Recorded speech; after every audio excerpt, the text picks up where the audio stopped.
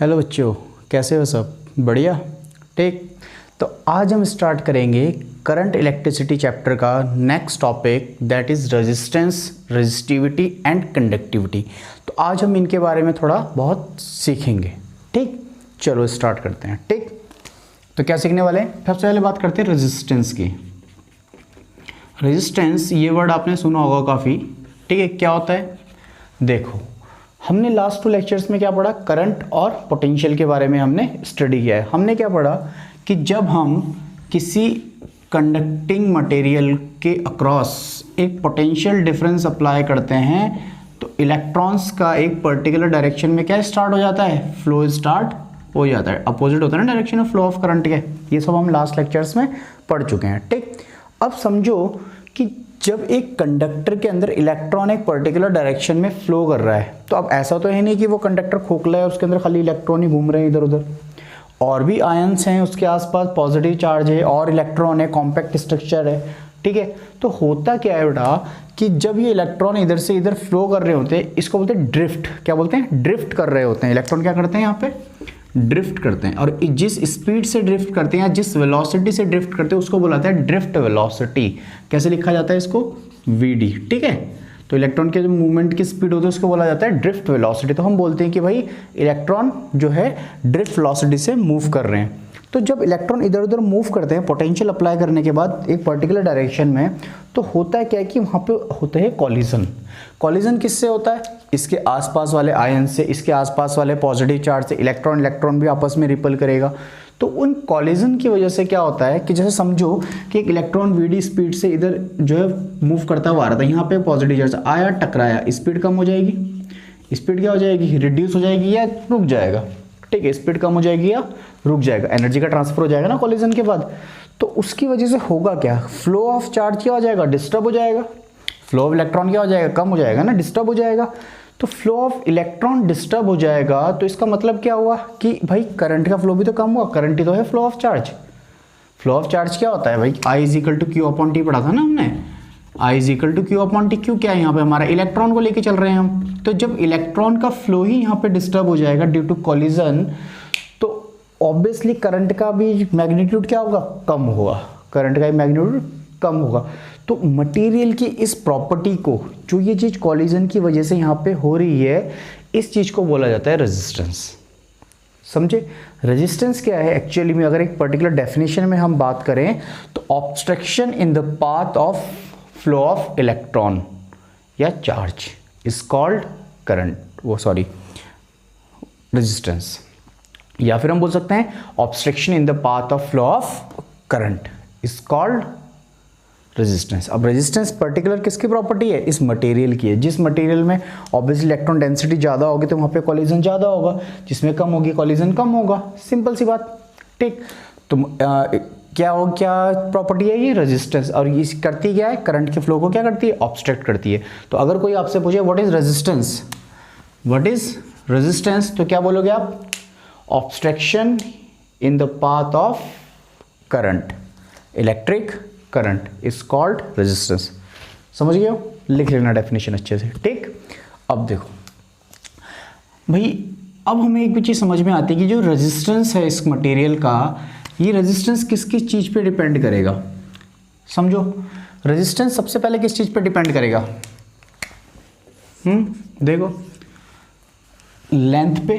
जितनी ज्यादा लेंथ होगी इलेक्ट्रॉन को उतना ही टाइम लगेगा यहां से यहां तक आने में, और उतनी ही ज़्यादा क्या होंगे? कॉलिजन होंगे।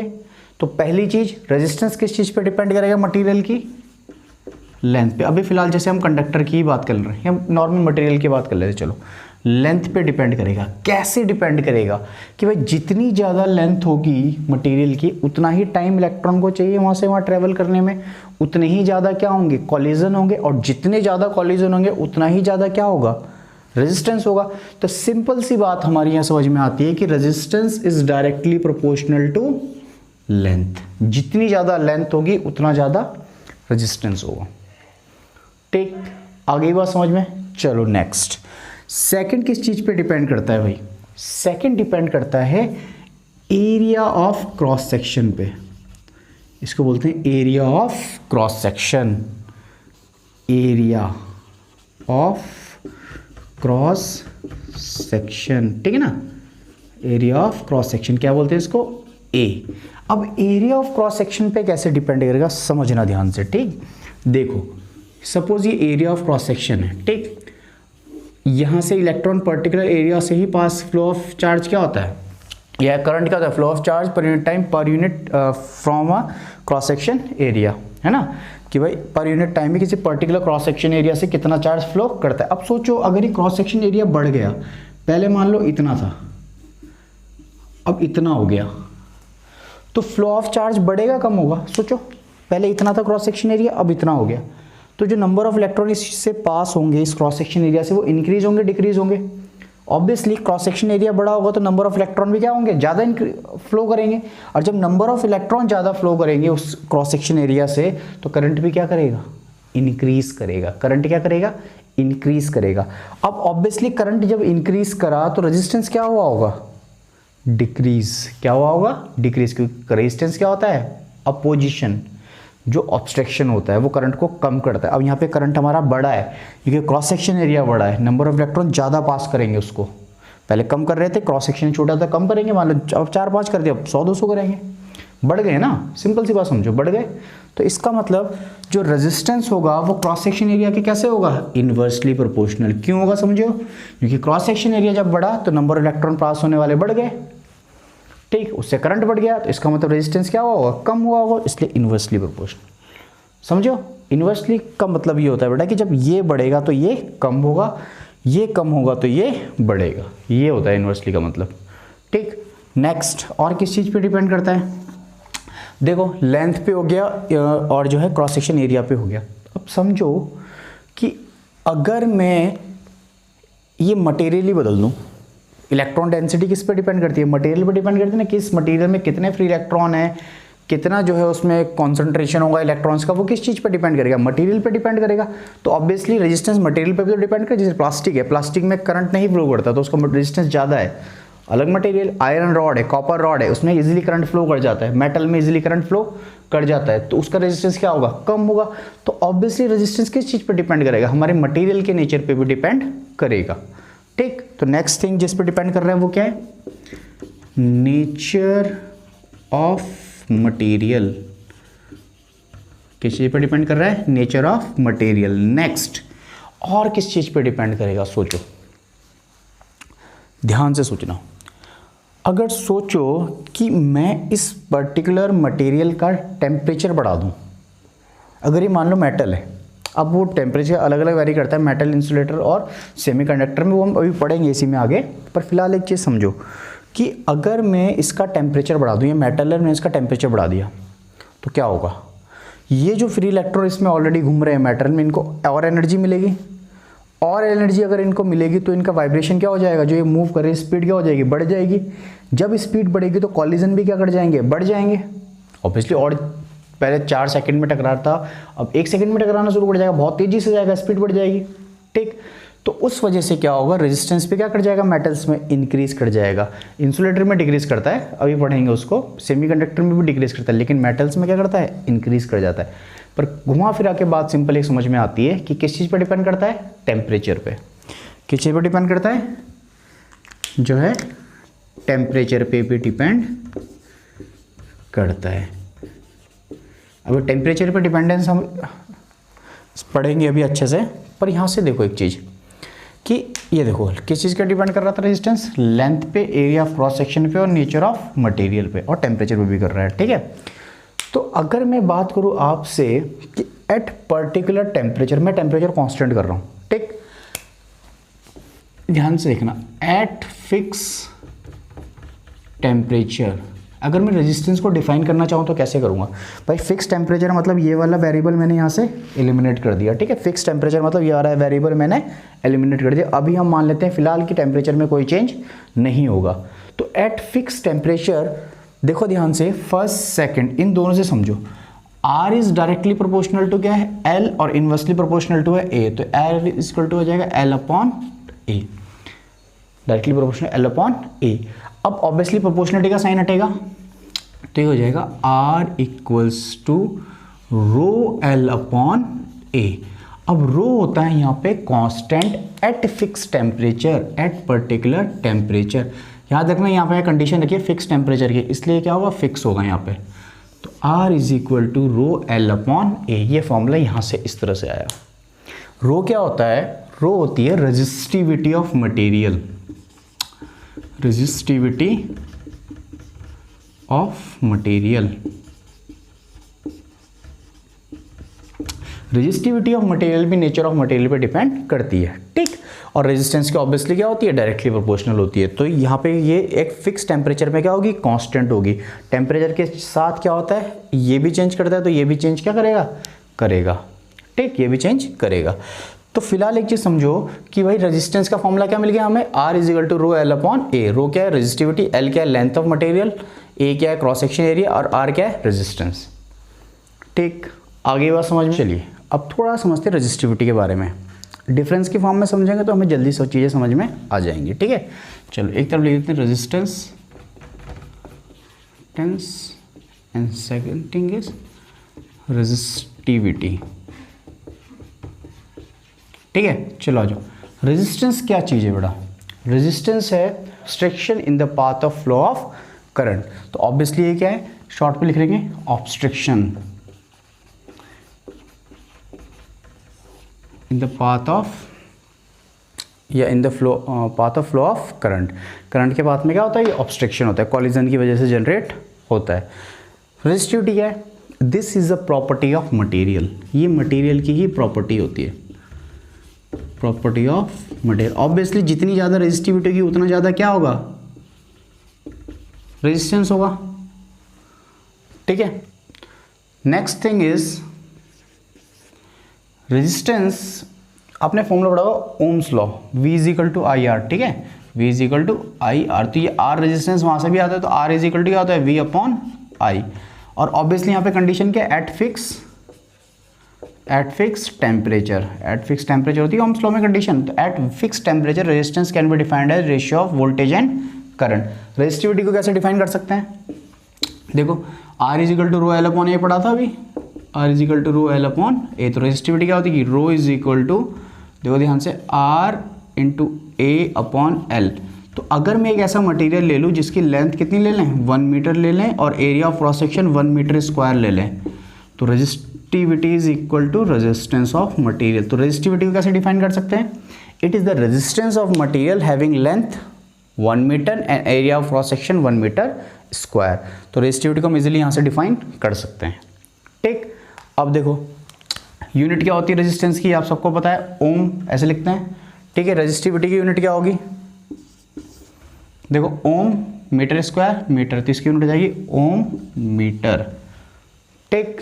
नेक्स्ट फोर्थ, ये किसकी चीज़ पे डिपेंड कर रहा था, ये करता है लेंथ पे, एरिया ऑफ क्रॉस सेक्शन पे, टेम्परेचर पे एंड मटेरियल पे।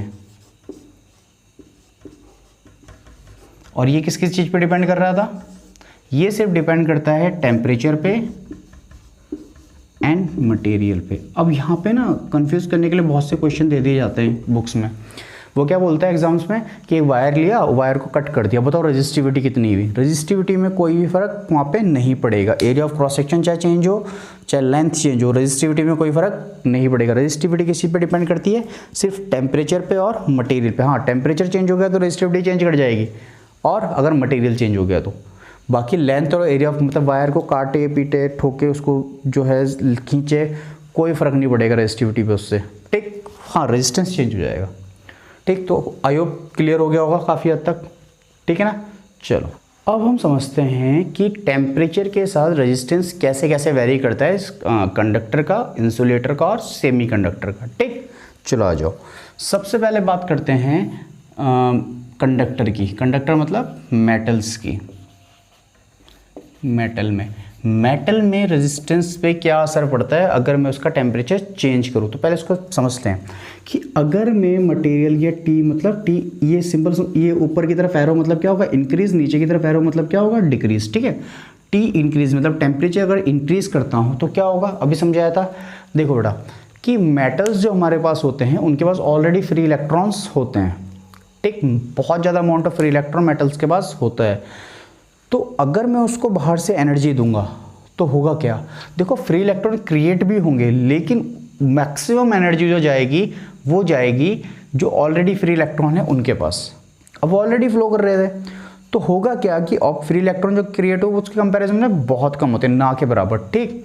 तो होगा क्या कि वहाँ पे कॉलिजन बढ़ जाएगा, फ्री इलेक्ट्रॉन क्रिएट बहुत कम क्रिएट होंगे लेकिन कॉलिजन क्या बढ़ जाएगा, बहुत ज़्यादा बढ़ जाएगा। क्यों बढ़ेगा, क्योंकि एनर्जी मिलेगी, एनर्जी से उनकी स्पीड बढ़ेगी, स्पीड बढ़ेगी तो टकराएंगे एक दूसरे पे, कॉलाइड करेंगे, तो वहाँ पे कॉलिजन बढ़ जाएगा। अब उस कॉलिजन के बढ़ने की वजह से क्या होगा, रेजिस्टेंस इंक्रीज हो जाता है।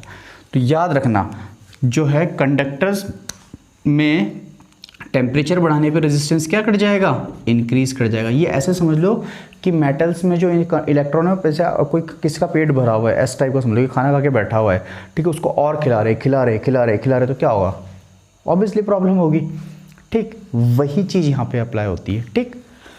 रेजिस्टेंस बढ़ जाएगा, रेजिस्टेंस बढ़ेगा तो रेजिस्टिविटी भी क्या बढ़ेगी, देखो डायरेक्टली प्रोपोर्शनल था पिछले फॉर्मूले में, R = ρ L अपॉन है, रेजिस्टिविटी भी क्या कर जाएगी, बढ़ जाएगी, ठीक। अब ये डिपेंड कैसे करता है ये चीज़ हमें देखनी है, ठीक है।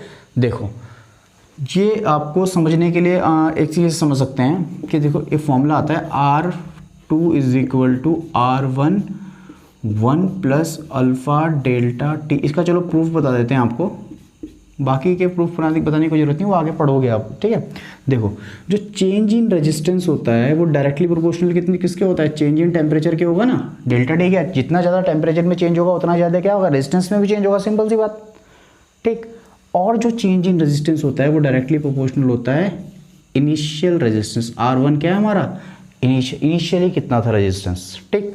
अब अगर मैं इन दोनों को कंबाइन करूँ तो ΔR डायरेक्टली प्रोपोर्शनल टू किस में हो जाएगा, R1 ΔT के डायरेक्टली प्रोपोर्शनल हो जाएगा, ठीक। अब ऑब्वियसली प्रोपोर्शनलिटी कांस्टेंट हटेगा तो ΔR = हो जाएगा बेटा ये अल्फा का सिंबल चलो थोड़ा अलग बना देते हैं, अल्फा R1 ΔT। अल्फा क्या होता है बेटा, ये उसको बोलते हैं टेम्परेचर कोफिशिएंट ऑफ रेजिस्टेंस या resistivity, temperature coefficient of resistivity, ठीक। अब देखो ΔR क्या है हमारे पास, और change in resistance that is R2 - R1, ठीक है, इक्वल्स टू क्या है, अल्फा R1 ΔT। अब R1 अगर उधर जाएगा और मैं उसको कॉमन ले लेता हूँ, देखो क्या आएगा, R1 कॉमन आ जाएगा, क्या बचेगा 1 + α∆T, यही बचेगा। देखो ये फॉर्मूला, आपको डेरिवेशन की इतनी ज़्यादा रिक्वायरमेंट नहीं है पर फिर भी सीख लो, ठीक, कि भाई टेम्परेचर के चेंज के डायरेक्टली प्रोपोर्शनल है इनिशियल के, और फिर कंबाइन करा, अल्फा समझ में आ गया, ΔT क्या है, चेंज इन टेम्परेचर, ΔT मतलब final temperature minus initial temperature, ठीक है। ΔR क्या है, final resistance minus initial, R2 क्या हमारा फाइनल रेजिस्टेंस, R1 क्या इनिशियल रेजिस्टेंस। तो इस तरह से हमारा क्या वेरी करता है, रेजिस्टेंस वेरी करता है टेम्परेचर के साथ, ठीक। अब ये अल्फा जो है हम यहाँ पे क्या मान के चलते हैं, कांस्टेंट मान के चलते हैं। आगे बहुत से मटेरियल ऐसे भी आएंगे जिसमें अल्फा कांस्टेंट नहीं होगा तो वहाँ पे इंटीग्रेशन का साइन आता है, लेकिन अभी वो नहीं समझना है। अभी सिंपल सी बात समझो कि रेजिस्टेंस किस तरह से वेरी करेगा, 1 + α∆T। जो हम मटेरियल अभी पढ़ेंगे उसमें अल्फा क्या होगा हमारा, कांस्टेंट होगा, ठीक। तो इस तरह से कभी न्यूमेरिकल दे दिया जाए आपको तो आप इस तरह से फाइनल रेजिस्टेंस निकाल सकते हो चेंज इन टेम्परेचर के साथ, ठीक। आगे बात समझ में, चलो नेक्स्ट समझते हैं कि भाई इंसुलेटर में क्या होगा, इंसुलेटर में क्या होता है। इंसुलेटर में क्या होता है बेटा कि सोचो कि टेम्परेचर में बढ़ा देता हूँ, टेम्परेचर अगर मैं बढ़ाऊँगा तो इंसुलेटर के पास हमारे फ्री इलेक्ट्रॉन नहीं है, फ्री इलेक्ट्रॉन नहीं है। तो अगर मैं इंसुलेटर को एनर्जी देता हूँ तो एनर्जी कहाँ जाएगी, सोचो एटम के पास जाएगी। एटम में क्या क्रिएट, उसके पास फ्री इलेक्ट्रॉन तो ही नहीं, तो जो एनर्जी मिलेगी वो एटम को मिलेगी। एटम में जब एनर्जी सफिशिएंट एनर्जी मिलेगी तो इलेक्ट्रॉन, एटम में भी इलेक्ट्रॉन को मिलेगी ना, तो इलेक्ट्रॉन बॉन्ड तोड़ के बाहर आएगा, तो वहाँ पे फ्री इलेक्ट्रॉन का क्या होगा, क्रिएशन होगा। सोचो इंसुलेटर के पास फ्री इलेक्ट्रॉन नहीं है, समझ लो भूखा बैठा हुआ है, मैंने उसको खाना दिया तो सर समझ रहे पेट भरेगा उसका, वही चीज़ समझ लो एग्जाम्पल से कि मैंने उसको एनर्जी दी, जैसे ही मैं उसको एनर्जी दूंगा उसमें फ्री इलेक्ट्रॉन क्रिएट स्टार्ट हो जाएंगे। जब इंसुलेटर में फ्री इलेक्ट्रॉन का क्रिएशन स्टार्ट हो जाएगा, उसमें ऑलरेडी तो थे नहीं, अब क्रिएट हो रहे हैं, तो उसमें फ्लो ऑफ इलेक्ट्रॉन भी स्टार्ट हो जाएगा। और फ्लो ऑफ इलेक्ट्रॉन अगर स्टार्ट हुआ तो मतलब क्या हो जाएगा, करंट का फ्लो स्टार्ट हो जाएगा। करंट का फ्लो स्टार्ट हुआ मतलब रेजिस्टेंस क्या हुआ होगा, कम हुआ होगा, समझ गए बात। तो इंसुलेटर का टेम्परेचर बढ़ाने पे रेजिस्टेंस क्या कर जाता है, डिक्रीज कर जाता है। अब ऑब्वियसली रेजिस्टिविटी भी क्या करेगी, डिक्रीज करेगी। अब यहाँ पे कुछ और वेरिएबल्स में आएंगे, समझाएंगे धीरे धीरे, ठीक है, ठीक है ना। इतना समझ लीजिए इंसुलेटर में काफ़ी है, ठीक। Next semiconductor. अब सेमीकंडक्टर में क्या होता है बेटा, ये कुछ ऐसे मटेरियल्स होते हैं जिनमें फ्री इलेक्ट्रॉन भी होते हैं और बॉन्डेड इलेक्ट्रॉन भी होते हैं, लेकिन जब मैं उनका टेम्परेचर बढ़ाऊंगा तो जो फ्री इलेक्ट्रॉन को एनर्जी मिलेगी उसके कंपैरिजन में काफ़ी ज़्यादा number of free electron create होते हैं, समझ रहे हो। फ्री इलेक्ट्रॉन जो क्रिएट होते हैं वो बहुत ज़्यादा हो जाते हैं इन कंपैरिजन ऑफ जो एनर्जी ऑलरेडी फ्री इलेक्ट्रॉन्स को मिलेगी, ठीक। तो फिर इसमें भी वही कंडीशन आएगी जो इंसुलेटर में आती है, ठीक है। टेम्परेचर बढ़ाने पे क्या हो जाएगा, रेजिस्टेंस कम हो जाएगा, तो रेजिस्टिविटी भी क्या हो जाएगी, कम हो जाएगी, ठीक। अब बेटा यहाँ पे कुछ टर्म्स और आती हैं, जैसे कंडक्टेंस। कंडक्टेंस को ऐसे समझ लो, conductance is a reciprocal of resistance. G से सिंबल होता है कंडक्टेंस का, क्या होता है, क्या चीज़ होती है ये, कंडक्टेंस। रेजिस्टेंस एंस याद रखना, लास्ट में एंस आता है तो मतलब रेजिस्टेंस का अपोजिट है, ठीक है। तो reciprocal of resistance is called conductance. सोचो रेजिस्टेंस बढ़ा है तो कंडक्टेंस क्या हुई होगी, ऑब्वियसली कम हुई होगी, ठीक। अब यहाँ पे एक और टर्म आती है कंडक्टिविटी। कंडक्टिविटी क्या होता है, reciprocal of resistivity is called conductivity. Reciprocal of resistance is called conductance, reciprocal of resistivity is called conductivity. उसका सिंबल होता है ऐसे, ये समझ लो ऐसे, सिग्मा होता है ये सिंबल, रेसिप्रोकल ऑफ रेजिस्टिविटी, ठीक है। इसको बोलते हैं क्या, कंडक्टिविटी। तो याद रखना रेविटिविटी मतलब रेजिस्टिविटी, ठीक, समझ रहे हो ना। कंडक्टेंस तो किसका रेसिप्रोकल, रेजिस्टेंस का। कंडक्टिविटी किसका रेसिप्रोकल, रेजिस्टिविटी का, सिंपल। तो देखो रेजिस्टिविटी का रेसिप्रोकल तो कंडक्टिविटी भी क्या होगी, सिग्मा भी क्या होगा, कम होगा, ठीक। सेम चीज़ यहाँ पे रेजिस्टेंस कम हुआ है तो कंडक्टेंस इंक्रीज होगा और जो है हमारी कंडक्टिविटी भी इंक्रीज होगी, ठीक। टेम्परेचर बढ़ा है, सेम कंडीशन आ जाएगी यहाँ पे, तो इंक्रीज होगा और ये भी इंक्रीज होगा। आगे बात समझ में क्लियर होगी, ये कंडक्टेंस और कंडक्टिविटी टर्म क्लियर हो गई। अच्छा कंडक्टेंस की यूनिट क्या होगी, देखो रेजिस्टेंस की ओम होती है, उसको बोलते हैं ओम इनवर्स, क्या बोलते हैं, ओम इनवर्स। और रेजिस्टिविटी की यूनिट का इनवर्स क्या हो जाएगा, कंडक्टिविटी की यूनिट हो जाएगी, सिंपल। आगे बात समझ में, चलो। तो आई होप जितना आज आपको पढ़ा है आपको समझ में आ गया होगा। अच्छा एक इन्फॉर्मेशन है कि हम फोर्स वाला चैप्टर है वो भी स्टार्ट करने वाले हैं आने वाले कुछ वीडियोस में, ठीक है। दोनों चैप्टर हम क्या करेंगे, साथ में चलाएंगे, ठीक है। इधर कंडक्टिविटी का प्लेलिस्ट में चलेगा और उधर जो है फोर्स का चैप्टर भी स्टार्ट हो जाएगा, ठीक है। तो उसको भी अच्छे से देखना और समझना, ठीक है ना बेटा। Okay, good luck, bye.